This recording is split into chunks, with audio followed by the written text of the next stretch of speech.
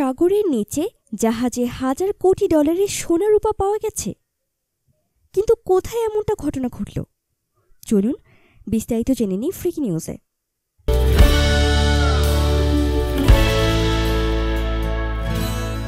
200 বছর আগে সাগরে ডুবে যাওয়া জাহাজে হাজার কোটি ডলার মূল্যের সোনা রূপার সন্ধান পেয়েছে কলম্বিয়া।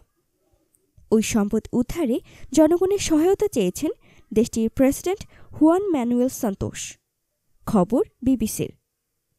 স্পেনের রাজা পঞ্চম ফিলিপসের মালিকানাধীন সান হোসে নামের জাহাজটি 1708 সালে ব্রিটিশ নৌবাহিনীর সঙ্গে যুদ্ধের সময় ডুবে গিয়েছিল।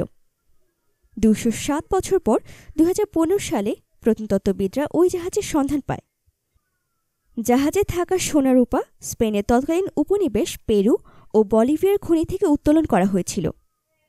জাহাজে সোনা রূপার পাশাপাশি অন্যান্য রত্ন ও গয়না রয়েছে বলে ধারণা করা হচ্ছে।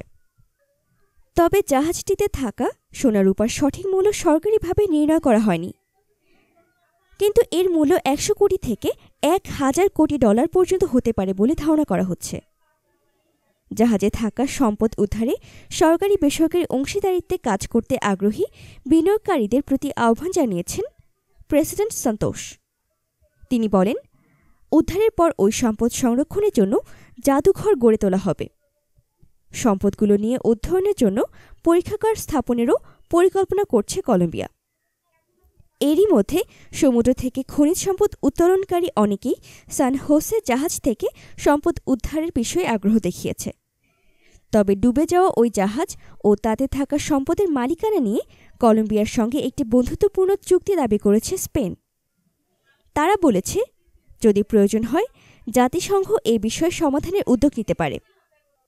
2013 সালে কলম্বিয়া পানিতে ডুবে যাওয়া কোনো জাহাজকে জাতীয় ঐতিহ্য হিসেবে সংজ্ঞায়িত করে একটি আইন প্রণয়ন করে। ধারণা করা হয়, কলম্বিয়া উপকূলে সমুদ্রতলে এমন প্রায় 1200টি ধ্বংসাবশেষ রয়েছে।